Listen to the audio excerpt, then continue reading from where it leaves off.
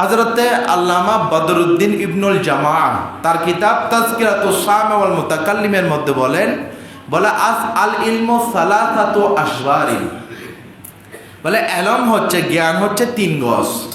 বলেন কয় গজ? 3 গজ। বলে মান হাসালা শিবরাল আউয়াল, যেই প্রথম গজ উন্নীত হলো, হাসিল করলো, জ্ঞানের প্রথম ধাপ সে যে অর্জন করলো, বলে ফাকাদে তাকাব্বারা, তার মধ্যে অহংকার চলে আসে। আমার মতো জ্ঞানী আর কেউ নাই, আমি সেরা। অথচ পড়ছে কি কয়েকটা হাদিস পড়ছে কয়েকটা, কিন্তু বড় গবেষক। কিন্তু এটা যে এলমের পুরা বাহার সমুদ্র পড়ে আছে তার জানা নাই। কেন? বলে কুয়ার যে ব্যাঙ আসে, ব্যাঙ মনে করেছে ওই কূপ এটাই হচ্ছে বড় বিশাল সমুদ্র, কিন্তু এটার উপরে আরো বড় সমুদ্র আছে তার জানা নেই।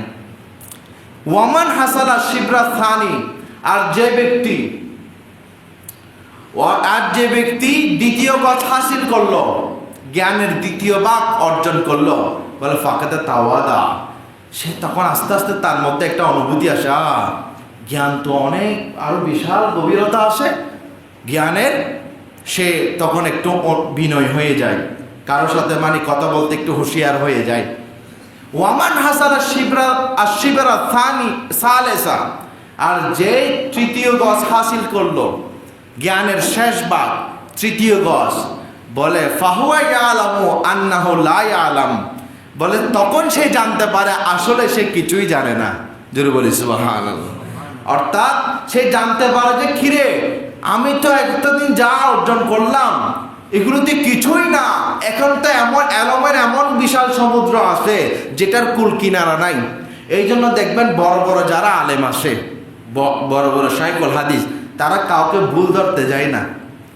কারণ তারা মনে করে যে ব্যক্তি একটা কথা বললো তার হয়তো বা এটার একটা কি থাকতে পারে, দলিল থাকতে পারে, কিতাব থাকতে পারে, যেটা আমার জানা নাই। আর যারা কুয়ার ব্যাংক, একটা ভাই বলে এটা নিয়ে ভুল ধর, অন্যকে ভুল ধরা শুরু করে। সুতরাং এলম হচ্ছে 3 গজ। এই 3 গজ হাসিল করলে বুঝতে পারবেন অনুনয়, বিনয় চলে আসে।